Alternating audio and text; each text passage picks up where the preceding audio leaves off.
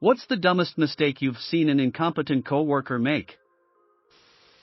I saw a guy try to push a cart over a hose versus either moving the hose or lifting the cart. The hardware piece that he was moving on the cart fell and hit the ground. We sent it back to the manufacturer for repair/inspection, and they sent us a repair bill for $585,000 in 1985, so it would be much more now. We were building military aircraft. And #X200B, at it, we were union, so he wasn't fired.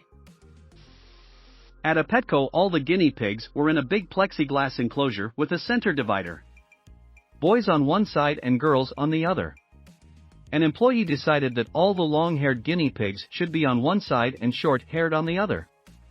It took forever to sort them out, and all the females were pregnant. A tailor I worked with used a pressurized steam iron to press the sleeve of a coat. While he was wearing it, he burned the shit out of his arm. Tried to cool down hot oil in a chute, all ready to be emptied, with a nice big bucket of water. I heard Tomasino, only to turn around and see a geyser of hot oil shooting towards the ceiling before it hit and splashed down around him. Nobody was hurt some fucking how at it, because it has come up. The chute that the oil was in was on wheels and had a wooden handle. It absolutely didn't need to be cooled, lol. I worked at a company with a shared inbox. One guy sent all of his emails with a distinct font and color. He was super untrustworthy and sucked at the job. One day he sent an email to a customer from the shared inbox, but put my signature on it, to make it seem like it came from me instead of him. He left the font and color the same as all of his other emails. He didn't last long there after that. The designer, creative director and head of production all missed that there was an 8-day week on a calendar. We sent 10,000 copies of a useless calendar to a client. Rightly so, they refused to pay for it. I worked on a golf course during the summer area with lots of poison ivy. 2 of my coworkers were instructed to weedy a river edge area. If we encounter poison ivy, we either stop what we are doing or go get full suit protection with respirators. These dumbass were weed whacking in the thickest poison ivy I had ever seen. No protective suit or glasses or respirator. I roll up and notice what the hell they're doing and point out all the poison ivy everywhere. They were aerosolizing the oil. They both ended up in the hospital on steroid to prevent their death because of the oils they inhaled.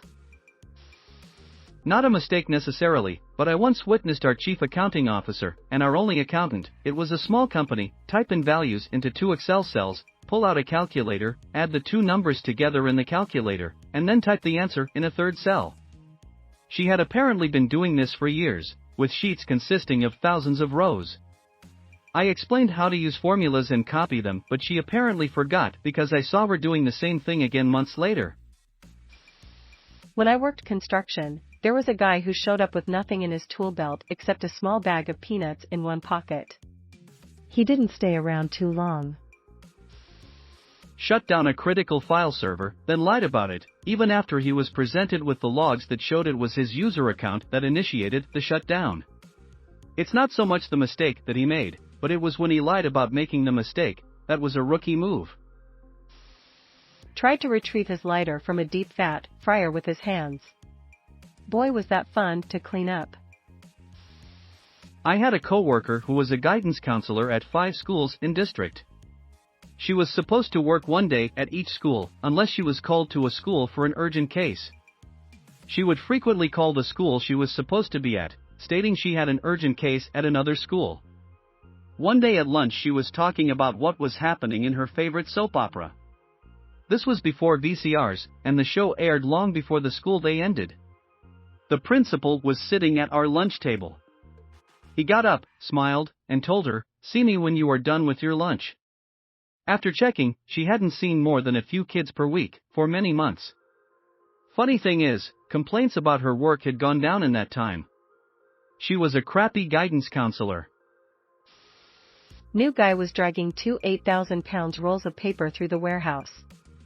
This is against the rules for good reason. Anyway, he drove through a door designed for 1 roll, and drug the top roll through the wall. Edit. No, that isn't a typo. I spoke with a roll grab driver this morning to double check my facts. The rolls in this plant are between 600 and 800 pounds each. The picture really can't do justice to the scale here. When I was in the Navy, this known dumbass and pathological liar was on armed watch with an M14 patrolling the topside decks. Literally all you have to do is walk around for 4 hours with a rifle on your shoulder. This dude came back to the quarterdeck, main entrance to the ship, with no gun. He tried to claim it fell off his shoulder and into the water while tying his shoe. How a rifle would fall off your shoulder, pass through your hands that were tying the shoe, and through all 3 lifelines, like guardrails, is still a mystery. My theory is that he was doing drill team stuff like tossing it spinning in the air and lost it that way. I worked in a paint shop, and every time a new chemical was introduced to the shop, I would ask about the hazards. They would tell me that it is a green chemical, there are no hazards. It's baby safe, they would say. Once when I entered the shop, I saw a guy using a new spray. The side of the bucket indicated that it was dangerously poisonous and highly corrosive. I told him that he should be using a mask and gloves to use that chemical. He said, "Don't worry, it's baby safe." They even have a picture of a baby playing in it. Sure enough, it did. After seeing the image, I yelled at the guy, "This is the baby. He is not playing, he is not swimming, he's dying." Worked in a machine shop. One of the lathe operators left the bar of cold-rolled steel he was turning hanging out the back. When he turned the machine on, it literally deformed and turned into a freaking helicopter blade, ripped the back of the machine apart, and eventually flew off at high speed. Luckily no one got hit by it. If so, they'd be dead. The office we worked in was shut down due to COVID, and the company went 100% remote. A new senior engineer was hired to work directly with our product team and also manage a team of developers. During our company-wide weekly Zoom meeting, after he was done presenting for the company, he turned his camera off, but forgot to put himself on mute. 100+ people heard this man playing Fortnite and talking down about the company to someone else in the background, among other things. He only lasted a month. I used to work for a landscaping company, and over the course of a summer I witnessed one of my coworkers accidentally set 3 different things on fire: a hedge trimmer, a truck, and himself. Poured sink cleaning solution into the ice cream machine instead of the cream mixture, and I had to stop them. They then said, "I'm sure it'll be fine, it was only a little." No, that would poison people. I had to clean out the whole machine top to bottom and refill it. I ended up throwing away nearly a whole bucket full of contaminated ice cream mixture. I would also like to add that the containers didn't look anything alike. The sink stuff came in big plastic jugs with screw tops, and the ice cream comes in cardboard cartons, like orange juice, that you have to cut open. So I don't know how she could have possibly mixed the two up. I grabbed the arm of an intern once, right as he was about to grab a 00 gauge, the big wires that feed electricity the whole building, barehanded to move it out of the way to show us a problem behind. It was hot. He claimed it was fine cause he was only gonna touch one wire at a time. The lead electrician respectfully requested said intern be removed from his site before turning himself into carbon and paperwork. I agreed with this sentiment and had intern watching OSHA videos for almost 3 days straight as punishment. Took the wrong coffin to a funeral. Someone else had to drive to the cemetery with the correct deceased on board, and thankfully they made it before the viewing. I worked as a radiation protection tech at a power plant that was refueling. My job was to sit outside of a contaminated area, and if anyone wanted to take something out of the area, tools, etc., I had to make sure it didn't have any radioactive particles on it. To do this, you wipe the tool with something like a tissue and then hold the tissue up to a machine called a frisker. If the needle on the frisker goes above a threshold, then the tool has to be cleaned or left in the area. One day I come back to relieve a guy who had been sitting outside the area for 2 hours. He tells me there's been no issues and everything is cleared. I look at the frisker, lean over and turn the machine on. One volunteer had no computer experience. We showed her step by step how to do her job. She didn't know what a mouse was, how to click on something, etc. We got her up and running. She was pleased with herself at having gotten the hang of using a PC. Fast forward 2 hours. Come back to the office and she's in tears. I swear I didn't do anything. There were just fish everywhere all of a sudden. Look at the computer. Aquarium screensaver.